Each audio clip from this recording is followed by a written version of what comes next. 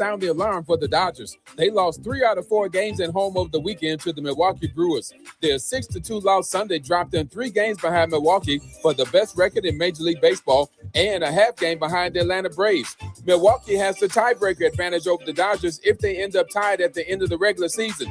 That means the Dodgers would not have home field advantage if they meet up with Milwaukee in the playoffs. And if the Dodgers don't straighten up, they could be playing in the wild card round. The Dodgers are 13-18 since they had MLB's best record at 61-33 on July 10th. They're 5-11 in their last 16 games and 9-13 since they hung out with Trump at the White House on July 23rd. The Dodgers are not playing like a team that has visions of winning a third straight World Series. No debates, no speculation, just the info you need. That's your KBLA Sports Minute. I'm Ray Richardson on KBLA Talk 1580. All I need is one mic. With a KBLA Talk 1580 editorial, I'm Tavis Smiley. My big mama used to say that there are 24 hours in a day, 12 hours to mind your business, and 12 hours to leave other folks' business alone. So let's talk about our business, Crenshaw business. For over 5 years now, the good people of the Crenshaw corridor have lived in a gated community, but not by choice. Gates, fences, barricades, limited street access, closed lots, and then some. By now, you've heard the stories from the folk who've lived this nightmare. Business owners have lost customers. A charter school lost students. A veterinarian lost clients. Churches have lost members. And still, Procrastination Crenshaw sits unfinished. And when I say sits unfinished, I mean sits unfinished. Nobody was seduced by the Jedi mind trick they tried to play when they ran that headline on the front page of a local black newspaper about the project restarting in weeks. I mean, come see for yourself. The only trucks on Crenshaw are deconstruction trucks. It took a minute, but to her credit, LA Mayor Karen Bass showed up and she's leaning in on getting our parking back. But think about this for just a second.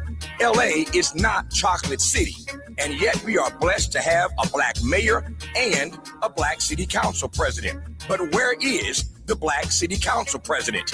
Where is Marquise Harris Dawson? This is his project in his district, but he has been strangely quiet. Did you notice in the recent Los Angeles Times story about Procrastination Crenshaw that neither Marquise Harris Dawson nor Destination Crenshaw had a word to say on the record? The silence was deafening. When people ask me why the silence, all I can say is, good question.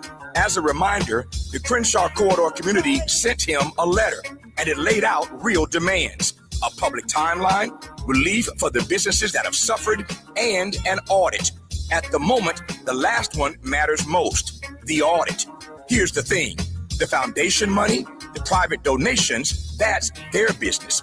But this project is also funded by city money, state money, and federal money. I refer you back to the front page story in that black newspaper where they all talked about this. Go read it again. In any event, it's your money. And when public money goes into a $100 million project that still sits unfinished, the public has a right to see where every dollar went. Contracts, budgets, payments, schedules. That's not too much to ask. Again, it's your money. Our letter gave Mr. Harris Dawson a deadline, Friday, September 4th, to respond. The clock is ticking, Mr. President. 12 hours to mind the public's business. And this is one of them. With a KBLA Talk 1580 editorial, I'm Tavis Smiley. As always, we welcome your feedback. How did you want it?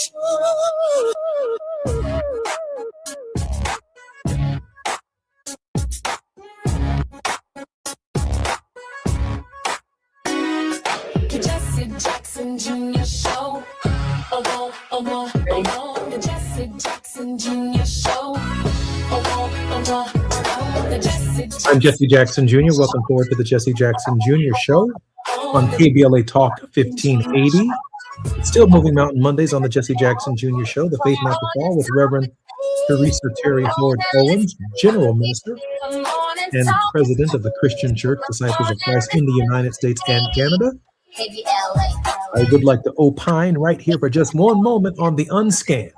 I want to hear this editorial. Let me take you back to 2002. That year, the two most famous historians in America were both caught plagiarizing. Within 3 weeks of each other, Stephen Ambrose, the man who wrote Band of Brothers, had copied from another historian's book, and then investigators found more of it across his other work. 2 weeks later, Doris Kearns Goodwin, same magazine, same charge, and this time there was something extra. Her publisher had quietly paid off the woman she copied from 15 years earlier, and nobody had been told. Now, what happened to them? Godwin lost a few speaking dates. A university took back a commencement invitation. She stepped away from a news program for a while, and then she published Team of Rivals. Steven Spielberg turned it into a movie. She published 3 more bestsellers. She went back on television, and today she's one of the people this country calls on to explain the American character to us. She's more famous now than she was before she got caught. There was a third man that year, Joseph Ellis, Pulitzer Prize winner. It came out that he had been telling his student for years that he fought in Vietnam. He never went. He served at West Point, and he told those war stories in his own course on the Vietnam War. He was suspended for 1 year. He gave up his chair. Then he came back to the faculty. He kept his Pulitzer Prize, and he published 6 more books. Now, I want to be fair because one man that year really did fall, Michael Belsiles at Emory. He lost his job, and they took back his Bancroft Prize. But here's the difference. Belsiles didn't borrow somebody's paragraph. He was found to have falsified the historical record itself. That's a different order of offense. That's called fraud. So there's your 2002. 4 white men, 1 fell for fraud. 3 others came back, and 2 of them came back even bigger.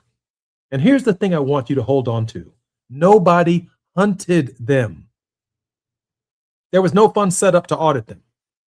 There were no anonymous complaints filed within 2 universities at the same time. Nobody ran their dissertations through software as part of a campaign. Somebody read their books and noticed. Now, come forward 21 years, December 2023. Claudine Gay testified before Congress. Within weeks, activists published plagiarism allegations against her dissertation, a document that had been sitting in a Harvard library since 1997. Harvard reviewed it and listened closely to what Harvard actually found: inadequate citation, duplicative language, and no violation of its research misconduct standard. She resigned in 28 days.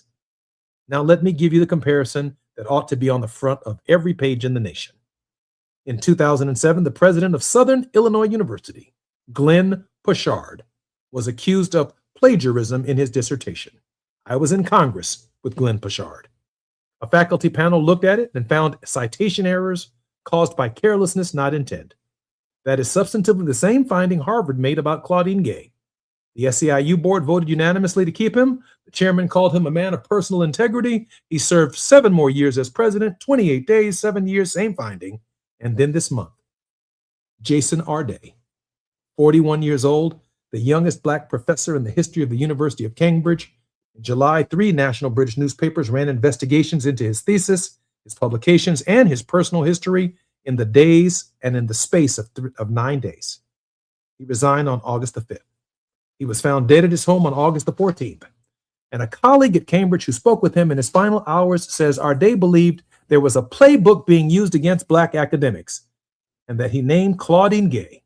So here's the editorial. I've gone through 200 years of this, and all in that record, I cannot find one white academic who was driven to his death over a plagiarism accusation, not one. They were embarrassed and they went back to work and they kept on selling, but it was worse than the punishment. And this is my last point. When a white scholar fails, he falls alone.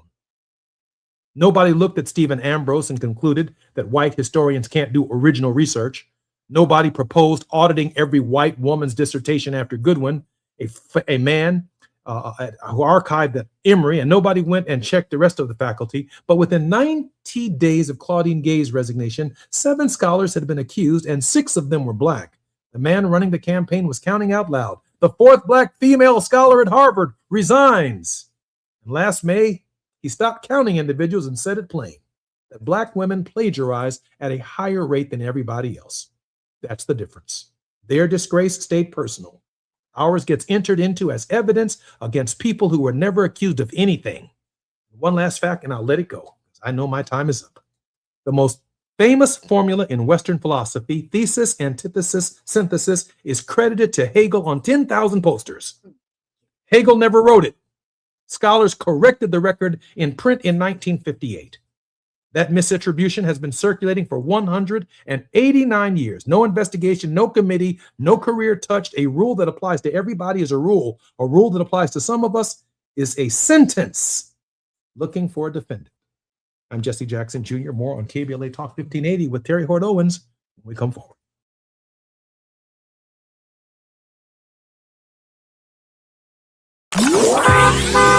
It's afternoon drive time with Jesse Jackson Jr. Only on KBLA Talk 1580.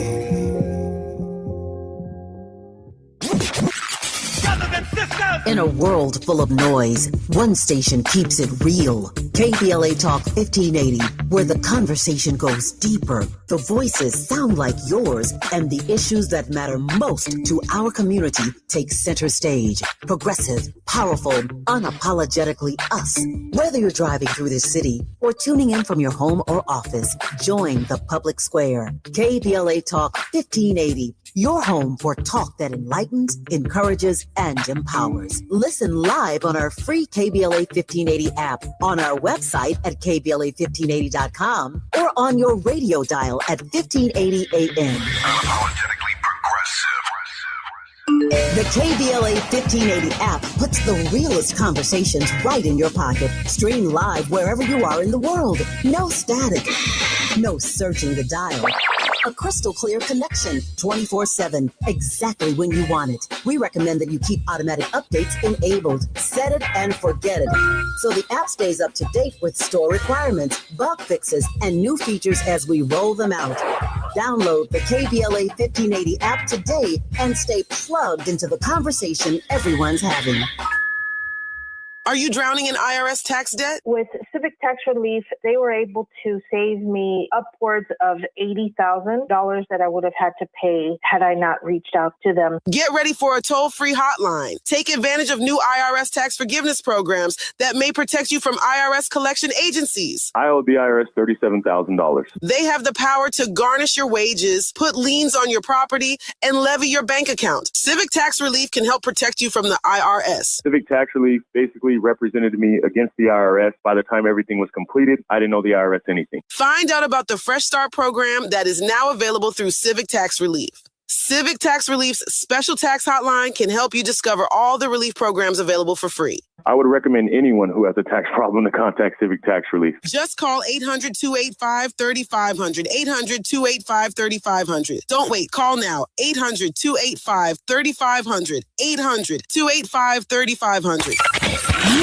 Just in case you missed our Procrastination Crenshaw Town Hall. My name is Khalifa Bey. I am the founder of the South LA Bureau of Tourism and Trade. And how this is impacting me is that I can't promote it. I won't promote it. I hear a lot of talk about everybody. Accountability is responsibility. Change your vote. Change the vote. I know there's a lot of Democrats in this room, and I get all that. But if you keep doing the same thing over and over and over and expecting a different result, it ain't going to happen. And it's not about Democrat, Republican. It's about getting what we need to get done. That's what it is for me, because this is deliberate. This of our communities. You look at Chicago. You look at all the black communities were built by us. We're in the same condition. So to me, it's by design. And if we don't do something to change the vote to get to what we need, stop having these meetings. Making sure they stick to the truth. We're KBLA, Talk 1580. Now back to more of Jesse Jackson Jr. on KBLA Talk 1580. The Jesse Jackson Jr. Show. The Jesse Jackson Jr. Show. The Jesse Jackson Jr. Show. The Jesse Jackson Jr. Show. King Quality drops the beat. Come on and talk with me. Come on and listen to me. I'm Jesse Jackson Jr. Welcome forward to the Jesse Jackson Jr. Show on KBLA Talk 1580. Our very special regular contributor, Reverend Terry Hort Owens, the General Minister and President of the Christian Church, the Disciples of Christ in the United States and Canada. Reverend Terry Hort Owens, welcome forward. Hello, my friend. It's good to be here. It's a pleasure to see you, a pleasure to be with you. And I'm so grateful for your regular contribution to this show, your show, The Faith Not to Fall. Madam President, first, initially, your reaction to my editorial. 1,000% agree with it. I had similar, just the history of the litany, the way you framed it together. As a Harvard College alum, I was part of a large group of Black alumni who signed a petition and protested what was happening to Claudette Gay, the former president of Harvard. Scholars that we hold in high regard, from Joseph Ellis to Doris Kearns Goodwin and other folks. What happened to the young professor at the University of Cambridge? I think I really resonated with your saying that with white scholars, it has been kept personal, and it's not only attributed to as a general attribute, right, of people of color, scholars of color, but we're hunted, right? The vitriolic nature of the press and how people are then lambasted, and their very integrity on every front is impugned, when in many cases it could be, I'm sure you have written a paper where you weren't as careful with the citation, or you can get in trouble, as you know, from editing a book, with one editor has one style guide and another editor has another style guide. And they can make pronouncements as to whether or not you know what you're doing based on the fact that you don't use the same style guide. I just went through that with my book. So it's just this ongoing trend that we have in America of devaluing the intellect and devaluing the respect of Black people's minds and even their bodies. If he was indeed guilty of plagiarism, it should not have cost him his life. Should not have cost him his life. Madam President, let me ask you this question. The Jason R. Day situation has obviously touched across Black scholasticism from one end of the world to the other. I've had scholars in South Africa contacting me about that. Many of them educated at Cambridge, many of them educated at Leicester in the UK and at some of the major, if you will, scholastic institutions in the world, including Harvard and Yale. And they too are crying foul on this question of misattribution of statistics and or misattribution of data. Why is Jason R. Day so different in this space on this hunting question? I do think the UK context has something to do with it. We know how Meghan Markle has shared stories. Whatever you think of her, she has shared stories of how vicious the press has been about her own racial heritage. I think that countries in Europe have a harder time, are clearly demonstrably having a harder time with immigrant populations and people who are not of European descent in their context. And I think we ignore at our peril the tendency, even in these European environments, to say, oh, it's not racism. Well, no, yeah, actually it is. And they're not any more equipped than Americans are to parse the truth very carefully. The British press is vicious, period, in a way that's, I think, different even from the American press. But I think that that's part of it. You've got a young African American scholar. He's wearing braids or locks. We still have particular images in the collective consciousness that are degraded as being less than, in so many ways, less than beautiful or handsome, less than smart, less than intelligent, less than acceptable. And it's all these things that I think get compounded upon one another and result in just vicious treatment by the press and the public. I posted on Facebook the other day something about the uniqueness of God's gift for every single human being, that like Howard Thurman and Benjamin Mays believed, that every single person has something unique. And Howard Thurman said that we had to find that unique calling, that unique voice. And one scholar went so far as to say that if you do not accomplish what God has given for you to accomplish, it never will be done. Now, the reason I say that, he doesn't say that someone else is going to get the same thing. No, if you don't do what you have been assigned to do, it will never be done because you never heard the inward voice of your authenticity.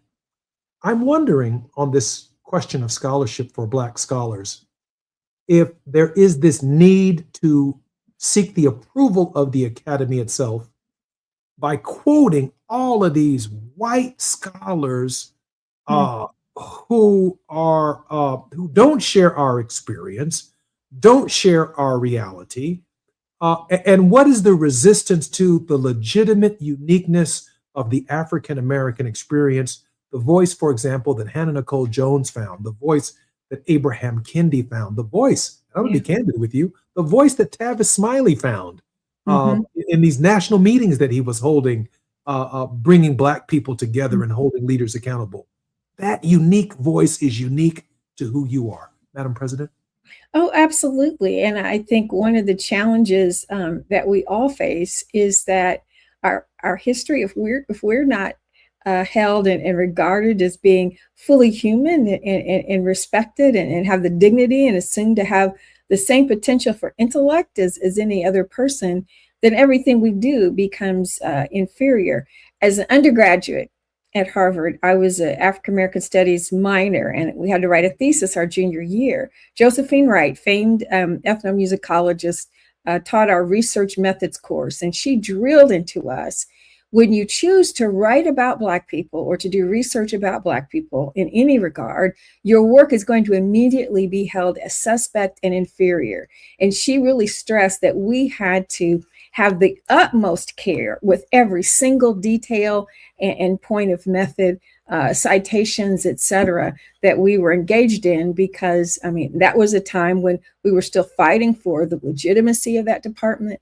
My dad's own career parallels the growth of the legitimacy, right, even of studying Black people, let alone the legitimacy of using them as resources in research. So this is another way in which racism just has its nasty claws into our society. I know young Black scholars who were like, "Oh, I'm not going to study that. I didn't come here to study Black people," as though Black people are not a legitimate topic for research and discourse. In fact, it's unique, Madam President. It's the unique scholarship. The very thing that you're running from allows you to be unique. For example, if I were getting an economics degree and I had to write a thesis on my PhD in economics, I'm either going to run it through the lens of Keynesianism, laissez-faire economics, or maybe even Adam Smith. But you better believe that every white economist in this country has run every conceivable algorithm through their various approaches to supply side and demand side economics.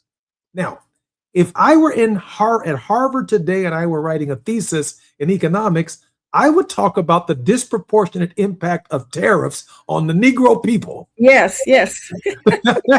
You're talking about unique scholarship and something else. You don't have to worry about no white economists writing that thesis. Correct. And so it's not, that's always like, what questions? That's the question scholarship. What unique questions? Not only your own unique voice, but what are you exploring that others have not? What's the unique nature of your research? And we all know that the culture, the sociology, the politics, the history of African Americans, not just in this country, but on the African continent, is woefully underrepresented in the literature. And because we are deemed inferior, anything about us is deemed not worthy of the attention, and scholarship is questioned if that is not what you're about. I watch some top scholars not be considered for slots at the University of Chicago Divinity School because they worked solely on the issues surrounding Black liberation theology. There was one scholar who was there, and he was sort of the token, so they could say that they did that work, but they weren't embracing anybody else who, and some large names that should be on that faculty today that were discounted because of the nature of their scholarship. Well, I'm 61 years old. At this stage of my life, I probably have more yesterdays than tomorrow, and I'm continuing my more than 13-year work on a single subject matter and a single discovery that I made while incarcerated that is unique to me. I can't explain why in 250 years of American history, no one else has discovered it.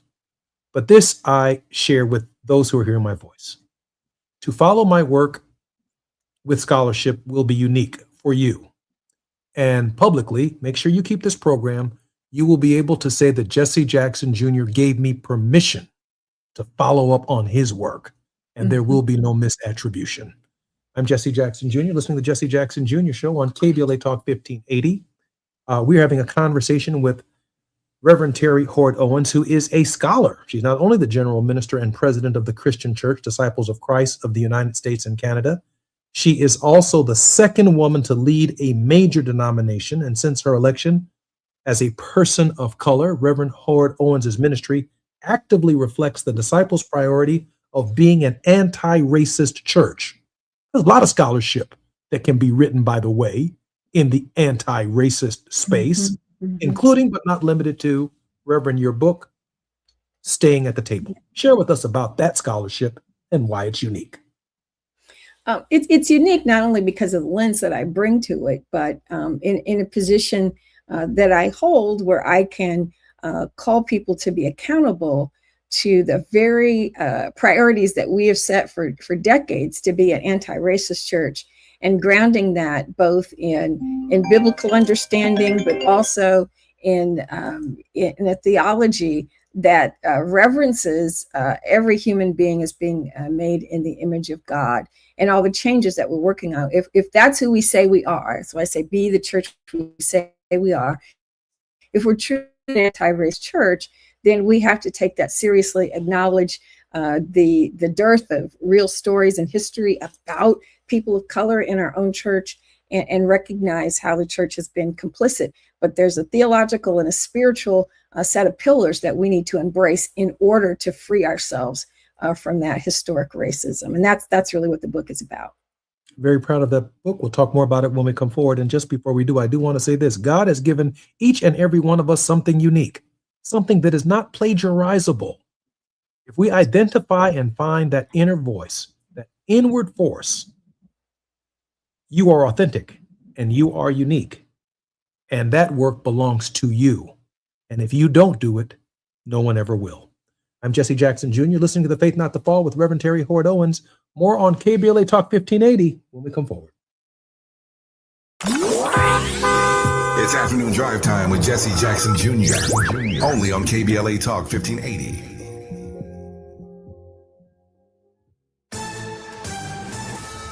I'm Amber Payton with BIN News Now. President Trump is defending his directive to scale back joint military exercises with South Korea. We can't go around and protect all of these countries, especially when they're not there to help us. He noted that roughly 39,000 American troops are stationed there and said the U.S. cannot continue protecting allies that are unwilling to help in return. Authorities are searching for a Black inmate who removed his GPS monitor and escaped a Los Angeles County reentry facility. 28-year-old Dejon Snell was last seen Sunday near Grand Avenue and 37th Street. He is serving a 6-year sentence for carjacking and robbery. And the Tupac Shakur murder trial is underway in Las Vegas. Prosecutors say Dwayne "Keefe D. Davis helped arm the shooters, while his defense calls the case fiction and disputes details tied to his book. Davis faces life in prison if convicted. Get BIN News Now on demand 24/7 on the iHeartRadio app. Think It Up is an initiative to activate student-powered, teacher-led learning projects. Students and teachers, how can you spark great learning experiences in your classrooms today? Join at thinkitup.org. This is the KBLA Sports Minute with Ray Richardson. I'm a bad man. It might be time to sound the alarm for the Dodgers. They lost 3 out of 4 games at home over the weekend to the Milwaukee Brewers. Their 6-2 loss Sunday dropped them 3 games behind Milwaukee for the best record in Major League Baseball and a half game behind the Atlanta Braves. Milwaukee has the tiebreaker advantage over the Dodgers if they end up tied at the end of the regular season. That means the Dodgers would not have home field advantage if they meet up with Milwaukee in the playoffs. And if the Dodgers don't straighten up, they could be playing in the wild card round. The Dodgers are 13-18 since they had MLB's best record at 61-33 on July 10th. They're 5-11 in their last 16 games and 9-13 since they hung out with Trump at the White House on July 23rd. The Dodgers are not playing like a team that has visions of winning a third straight World Series. No debates, no speculation, just the info you need. That's your KBLA Sports Minute. I'm Ray Richardson on KBLA Talk 1580.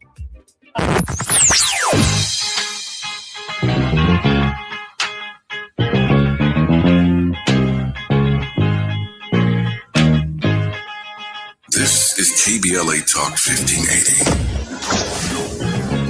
Talk radio. That's music to your ears.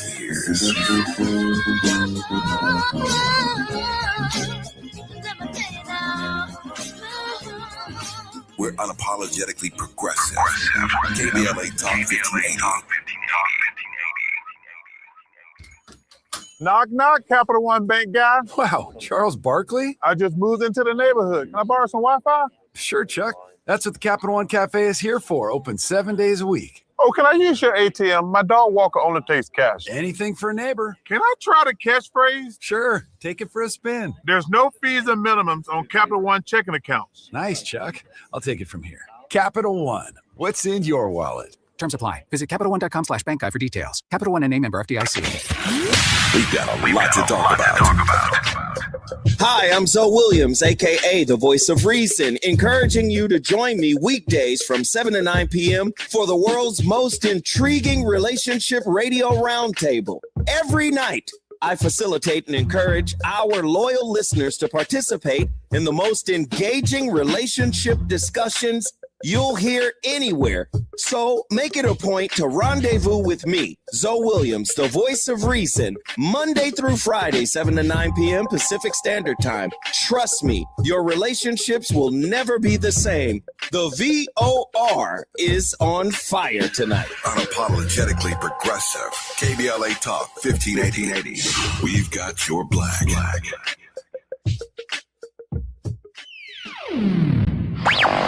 All I need is one mic.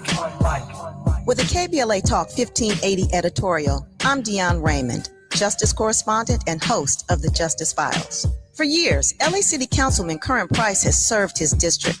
And for years, he's been under a legal cloud which, frankly, looks thinner every time it's tested in court. Last Friday, a Superior Court judge refused to throw out the corruption case against Price. That's true. But listen to what the judge actually said while doing it. Judge Larry Paul Fidler called this not a great case. Not our words, his. Price's attorney, standing right there in the courtroom, said it plainly. In denying our motion, the court acknowledged that this is not a great case. We agree. Now, that's not a ringing endorsement of a prosecution. That's a judge saying, essentially, there's just enough here to send it to a jury. Barely. The ruling itself says nothing about guilt. It's not proof of wrongdoing. What it is a low bar, cleared by a thin margin, on evidence the court itself has called circumstantial. Councilman Price has pleaded not guilty. He denies the allegations. And after 3 terms representing his district, he's term limited and on his way out of office, regardless of how this case ends, which raises a fair question. What exactly is served? By dragging a longtime champion for working families in South Los Angeles through a trial that even the presiding judge doesn't sound confident about. We're not saying elected officials should not be held accountable. They should. But accountability means something different from a prosecution that struggles to convince the very judge overseeing it. Curran Price deserves his day in court, and he deserves the presumption of innocence any one of us would want for ourselves or a loved one, especially when the bench itself has doubts. With a KBLA Talk 1580 editorial, I'm Dionne Raymond, justice correspondent and host of the Justice Files. As always, we welcome your feedback. You're listening to Jesse Jackson Jr. on KBLA Talk 1580. The Jesse Jackson Jr. Show. The Jesse Jackson Jr. Show. The Jesse Jackson Jr. Show. The Jesse Jackson Jr. Show. King Folly drops the beat. Come on and talk with me. Come on and listen to me. Come on and talk with me. Come on and listen to me. KBLA Talk 15. I'm Jesse Jackson Jr. Welcome forward to the Jesse Jackson Jr. Show on KBLA Talk 1580. We are very fortunate right here at KBLA to have Reverend Terry Hord Owens, the General Minister and President of the Christian Church. Reverend Owens, welcome forward to the show. Thanks. It's always good to be here. Our producer has a really, really interesting story that she wants to bring forward to those of us who are listening on the West Coast on the 405, the 101, the 5, the 10, the 118, or the 110. And I'm very much interested in Reverend Terry Hord Owens' perspective on this. Let's roll this tape. Make that site a memorial, a place of dignity to recognize these young men. Phyllis Hammond found out last April that her uncle, Amos Hammond, was buried in this long-forgotten graveyard in Prince George's County. His grave marked only with a cinder block, and at 18 years old, he was among the hundreds of black boys buried this way on the grounds of a state-run juvenile detention facility. It's heart-wrenching. It's heart-wrenching. The graveyard is in Cheltenham at the former House of Reformation, a segregated state-run facility for boys dating back to the 1800s. There are some headstones that are in disrepair, and many of the graves appear to be unmarked. Hammond has her uncle's death certificate showing he died in 1921 at the House of Reformation. The cause, acute peritonitis, which can lead to a life-threatening infection. They try to have a good reasoning for most of the deaths that happen there. And, questionable, very questionable as to how these young men died. And especially when you're looking at over 300 and some young men. Hammond described how she felt after visiting the graveyard for the very first time. Gut-wrenching. I cried. It inspired her to act, and now she's sitting on a newly formed state commission to study who the boys were and how they died. The group will make recommendations to the governor. Hammond wants to be a voice for the families. Make that site a memorial, a place of dignity to recognize these young men, to bring awareness to the lives that they lived in that facility and how they died in those woods. Maryland Attorney General Anthony Brown chairs the commission, which met this week for the first time. They were beaten, vetted, forced to labor. They were denied an education. They were malnourished and medically neglected. There are many questions to answer. Should the bodies be exhumed? Should the graves be left alone? Should families be able to move remains to other burial sites? I'm grateful to be on this journey. It's not going to be an easy journey. It hasn't been. I'm still grieving. All the families are still grieving. But I'm just so thankful that this has been revealed. Madam President, I think it was James Baldwin who said that the Negro in America wakes up every single day in a constant state of rage. Mm-hmm. From the moment that we're born, we're fighting for justice. Most of our lives, we're fighting for some form of justice, fairness, and equality. And now in the state of Maryland, even fighting for justice for the dearly departed. This struggle that we're in, Madam President, is almost a curse. It follows us right to the grave. Madam President. Yes, it follows us right to the grave, and it's another historic example of the huge loophole in the 13th Amendment that eradicated slavery except as a punishment for crime. And what is crime and how we treat particularly young Black men in particular. You heard it there, things that are still going on in correctional institutions and detention centers today. No access to education, no medical attention, poor living conditions, inhumane living conditions. How do 300 young men in a juvenile justice facility, how do they die? 300? What are they doing? How it boggles the mind. It makes absolutely no sense. But historically, the majority society has accepted this because, again, we have dehumanized and considered Black lives as being inferior, almost animalistic. And so these young men, I mean, we're just now even getting to the point where we're thinking about the indigenous children that were sent away from the age of 5 to live in boarding schools. And Canada's far ahead of the United States in doing that.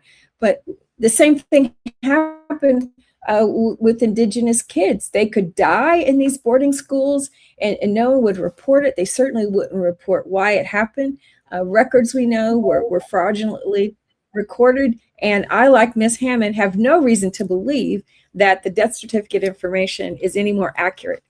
We just can't trust that. We know that these young men were disrespected and treated as literally as animals who were just there to work. So that has continued to be sort of the culture of most of our institutions of correction in the United States.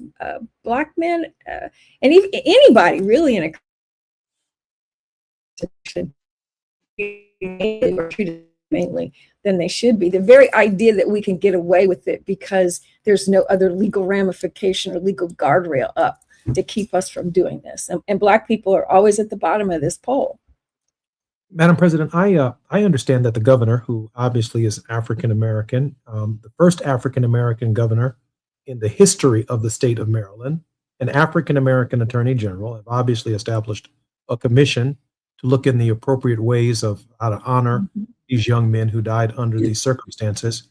But in a real sense, of all of the governors, even the governors pre-Declaration of Independence of the Maryland Territory, and those after the Constitution, when Maryland ultimately became a state and part of the Union, no governor has seen fit to uncover what Governor Wes Moore has seen to uncover, along with the Attorney General of that state, both African American.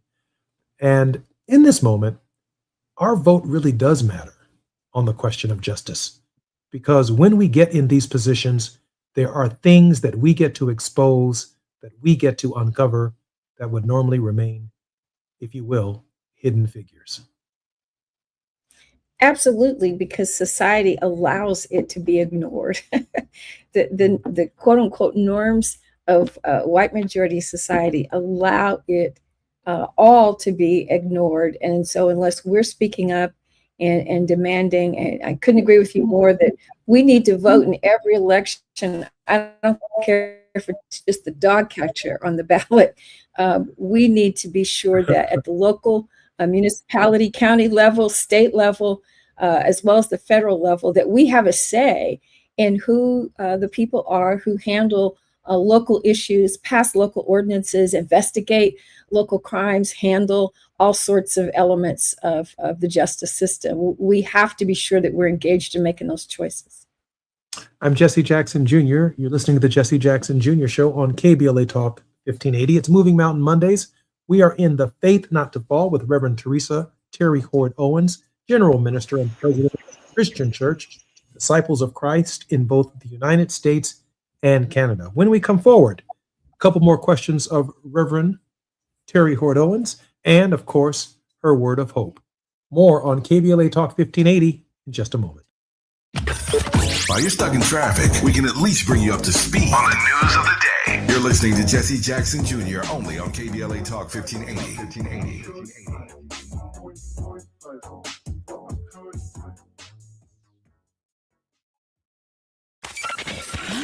Just in case you missed our Procrastination Crenshaw Town Hall. My name is Bronwyn, and I've been in this neighborhood for 65 years. All righty. I was raised here, right on Crenshaw Boulevard. Ancestry, legacy, everything. No parking. In regards to our elderly, in regards to trying to get from one end to the other, 48th and 50th Street is a dead zone. You got to get off the bus and you got to make your way down in the middle of the block. I'm right across the street. I understand one of the things. I am happy to see you guys. I've been in too many meetings where you weren't there. I understand those who own the buildings and your properties. I understand those who rent from you. Here it is. Why can't we invest in each other? Making sure they follow through. We're KBLA, Talk 1580.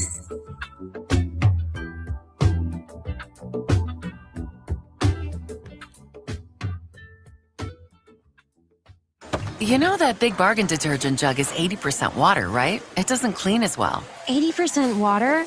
I thought I was getting a better deal because it's so big.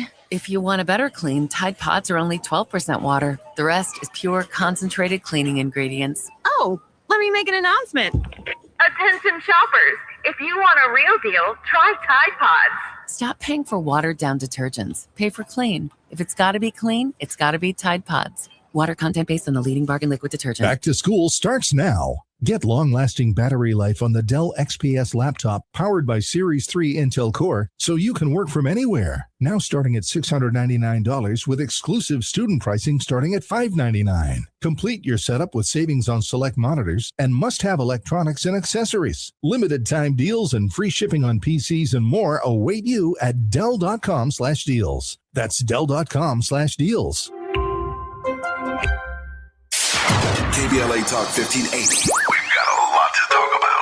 KBLA Talk 1580 is connecting you with services and solutions. Domestic violence and family violence is when someone in an intimate or family relationship tries to gain or maintain power and control over another through a wide range of abusive behaviors. Every single act may amount to abuse. Abuse can take on various forms: psychological and emotional, physical and economic, and sexual abuse. The Genesee Center Incorporated is a nationally recognized nonprofit domestic violence prevention and intervention organization, housing women and children from 30 days up to 2 years through emergency and transitional shelters. The Genesee Center also provides support services like mental health counseling, life skills classes, computer training, job referrals, after-school programs for children, field trips, tutoring, and comprehensive direct legal services. If you need help or you'd like to donate or volunteer, call the Genesee Hotline, 1-800-479-7328. That's 1-800-479-7328, or visit genesee.org.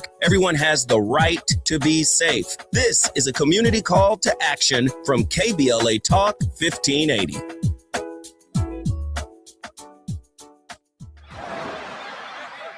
Hear that? That's the sound of your life.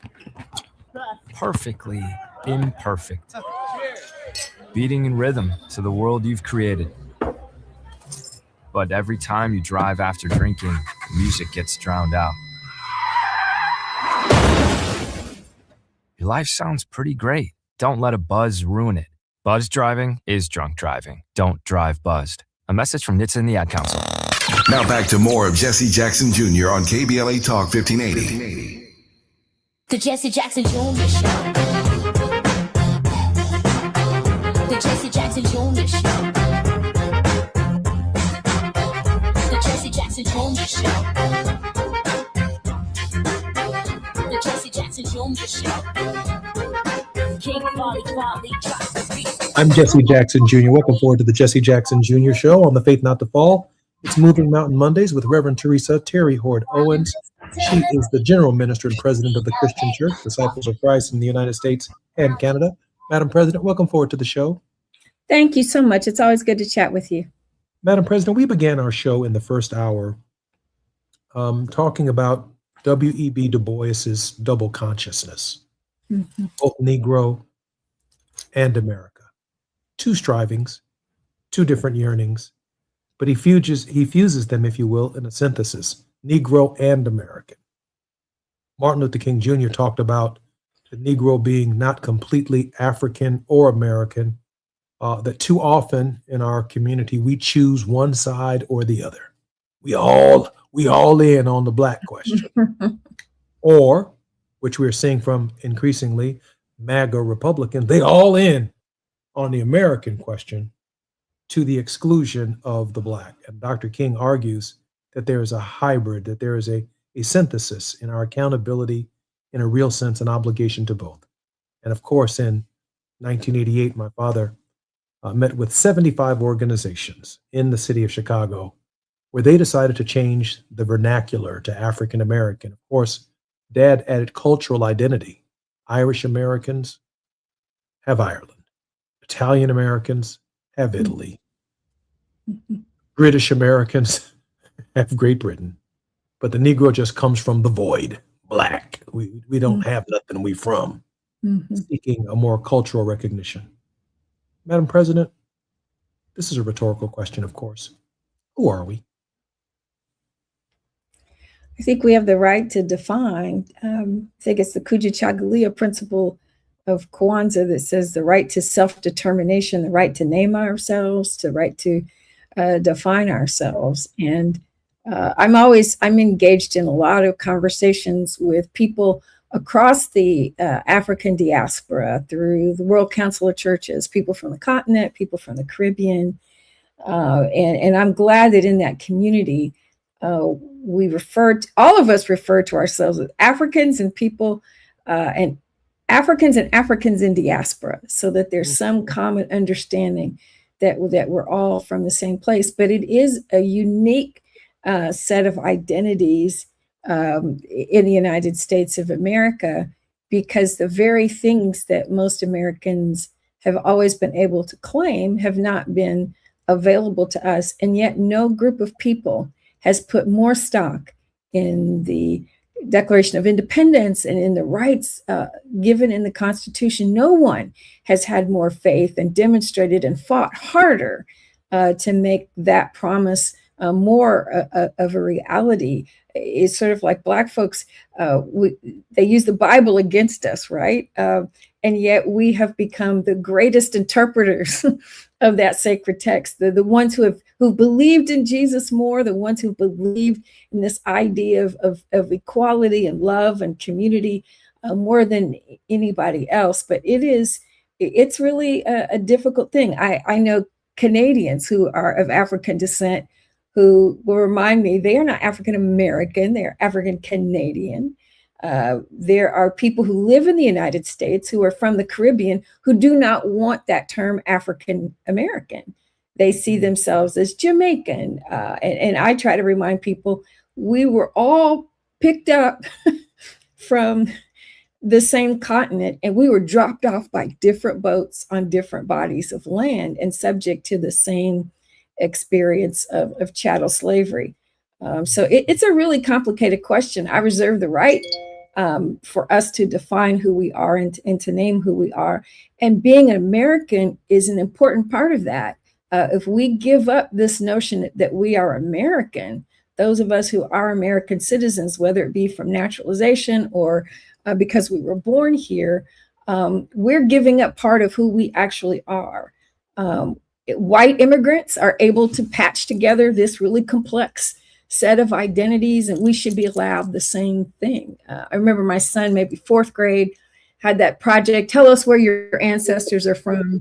And I had a long conversation with the teacher to explain to her the difficulty. We didn't have Ancestry DNA or 23andMe then. I had no idea of where my African heritage was. And with only 2 Black kids in the class and a white teacher, spent a lot of time with her trying to explain the difficulty of my son being able to participate in this exercise. And we finally settled on a project that allowed him to talk about the roots of the community that I'm from in Indiana, which does take us back sort of pre-antebellum. But it's when we start defining what American is, that's what Christian nationalism is all about, right? You can only be a certain kind of American if you're a certain kind of Christian, and if you look a certain way, and if you're from certain, you're not from certain S-hole countries, as Trump likes to say. We've got too many people trying to define what that means and not living into any of what the history that you've studied and written so well about tells us about what being American actually is. I've been struggling a lot with this, especially from a faith perspective, because I wrote an article for myself recently called "The Book That We Love Was Written in a Cell." And that's true from Genesis, the story of Joseph, all the way to John the Revelator on an island called Patmos. And maybe because we wrap Joseph up in a coat of many colors and tell that story, that we forget about the hole that he was in. Right. Or maybe because we have visions of the future, maybe even prophetic visions ourselves, we don't realize that John the Revelator is in prison. And then we go right down from Genesis to Revelation, and we hear the stories, including but not limited to the indictment, the conspirators who were not allowed to testify because they denied even knowing him, to the betrayal and the cooperation with the government of Judas Iscariot, to the death penalty of Jesus of Nazareth. The perspective of the incarcerated are part of this process. And maybe, just maybe, the person who is sitting in the back of our churches, for whom the book was written in a cell, that they should be brought to the front of the church and sit in the front pew, because their amen is different Their than amen is, everyone who hasn't been through something. yeah. Madam President, about we 2 minutes of a final word of hope, and whatever your thoughts are sufficient for. Sure. To your point, I was in Cane Ridge, Kentucky, the site of the big 1801 revival that ultimately led to the movement that we now call the Christian Church Disciples of Christ, and pointed out the reality of what would have been present, both enslaved and free Black persons, all of whom were sitting in the balcony, clapping hands, shouting, rolling on the floor, being slain in the spirit. And my point to them is history, what does Malcolm Gladwell say? History without context is mythology. And so the history even that my church feeds itself forgets the reality that there are still people, this idea of the Great Awakening revivals as being this bizarre kind of thing. There are people for whom that is a real part of their culture. But because the frame that we use on it is so Eurocentric, we deny the reality of what God has created. And if we deny that reality, we can't really follow God and follow Jesus as was intended. So as a Christian minister, truth-telling, Walter Brueggemann said, is the emancipatory vocation of the church. So I'm all about truth-telling in any environment where I can speak to that truth. And America has to return to truth-telling. Madam President, I don't know anyone who tells it better. So grateful for your participation. I'm Jesse Jackson Jr. We've been in the Faith Not the Fall with Reverend Terry Hord Owens. Madam President, we appreciate your contribution every week. Thank you. Looking forward to seeing you next week. More on KBLA Talk 1580 when we come forward. I'm Jesse Jackson Jr. on KBLA Talk 1580. KBLA 1580 Santa Monica.